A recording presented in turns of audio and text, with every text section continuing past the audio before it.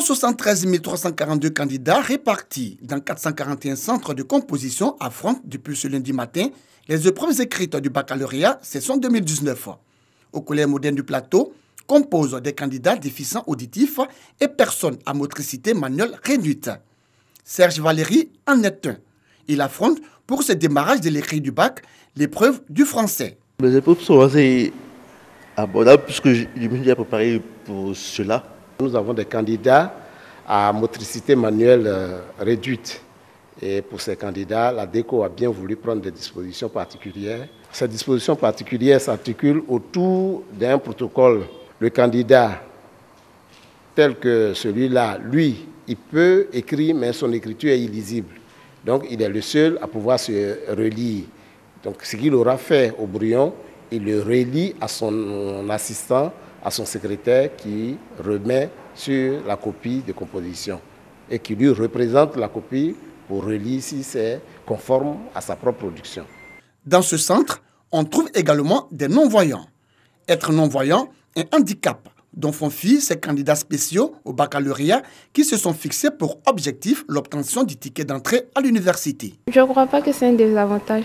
En classe, on a suivi les mêmes cours. On a eu les mêmes informations. Donc du coup, on fait les mêmes choses. Après le baccalauréat, je souhaiterais être un psychologue. Parce que j'aime bien étudier l'homme.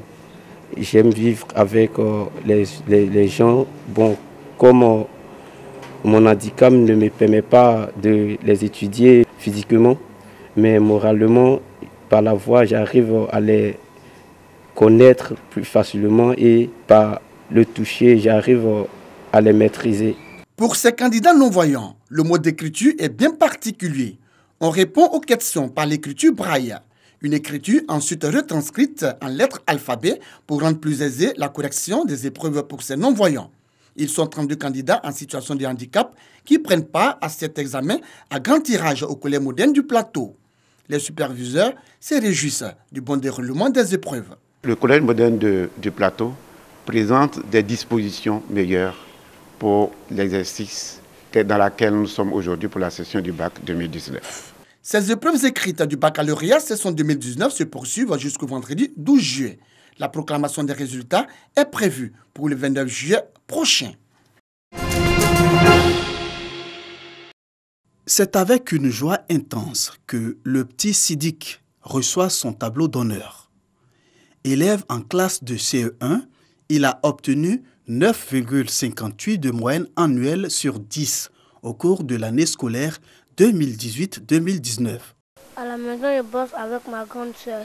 On fait la dictée, on recopie les leçons et je reçois les leçons sans regarder.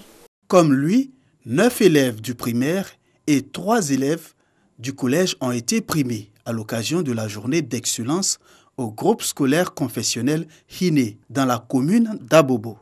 J'ai le suivi de mes parents et je m'exerce à la maison. J'écoute les conseils de mes profs.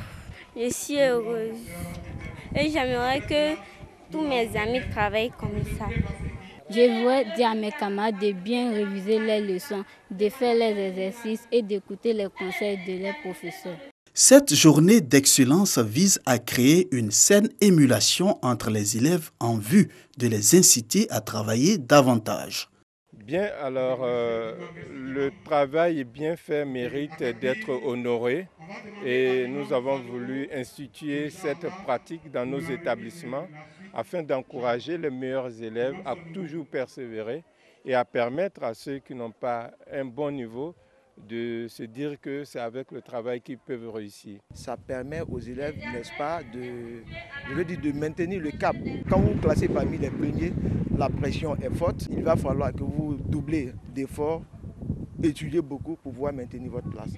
Créé le 8 octobre 2018, le groupe scolaire confessionnel Hiné est un établissement islamique qui accueille également les non-musulmans. Nathalie Siaba est handicapée depuis l'enfance. Après ses études universitaires, elle choisit d'intégrer le métier d'éducatrice spécialisée pour aider les personnes en situation de handicap. Quand j'ai commencé à prendre conscience de la réalité de la vie, c'est que je n'avais plus l'usage de mes jambes. Et cela ne m'a pas empêché d'aller à l'école comme tous les autres. Après quoi, j'ai pu passer le concours pour entrer à l'Institut national de formation sociale, d'où je suis sortie avec un diplôme d'État en éducation spécialisée. Et pour ma part, je pense qu'avoir choisi ce métier me permet d'apporter une réponse aux problèmes que vivent les personnes qui sont dans des situations de vulnérabilité. Nathalie appartient au syndicat national de l'éducation spécialisée, SYNADECI. Ils se sont réunis pour réviser les instances et réorganiser leur métier afin d'aider les personnes vulnérables. Un éducateur spécialisé, c'est un travailleur social qui prend en charge les populations les plus vulnérables. On va parler des personnes en situation de handicap. On va parler des enfants en conflit avec la loi, tout ce qui est traite d'enfants, les pires formes de travail. L'éducateur spécialisé fait de l'accompagnement au niveau de ces populations cibles précises. On a pu obtenir pas mal d'acquis à travers, n'est-ce pas, le syndicat qui a travaillé à trouver un profil de carrière, donc à améliorer les conditions de vie des travailleurs. Et donc aujourd'hui, nous sommes là pour pouvoir faire le 5e congrès, qui est un congrès électif. Donc on verra donc le renouvellement de nos instances. Cette assise des éducateurs spécialisés rencontre la satisfaction des ministères de tutelle. Le syndicat national de l'éducation spécialisée compte 2000 éducateurs spécialisés en fonction sur toute l'étendue du territoire. Il œuvre à améliorer l'ensemble des conditions de vie et de travail de ses membres.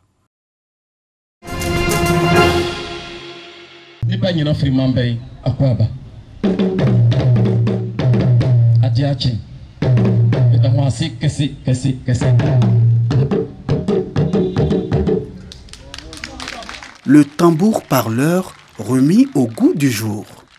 Cet instrument de musique de la famille des percussions est présent dans toutes les cérémonies en pays bron dans l'est de la Côte d'Ivoire. Le tambour est l'âme, de façon générale, l'âme d'un peuple.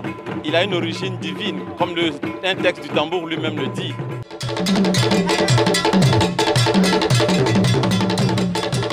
Au cours d'une même danse, vous allez voir plusieurs personnes qui vont danser, mais différemment, parce que chacun danse selon son statut social.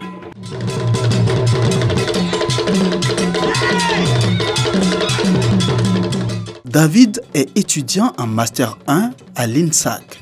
Il a choisi le tambour comme instrument pour rester attaché à sa culture qu'il souhaite pérenniser. Nous avons joué 2 rythmes, dont le premier est la danse Adowa, qui prône l'amour, la paix, qui glorifie l'autorité. On la joue souvent à des occasions de festivités, à des occasions d'intronisation et à des occasions funèbres. Le deuxième rythme, c'est le rythme de la danse Fantôme From.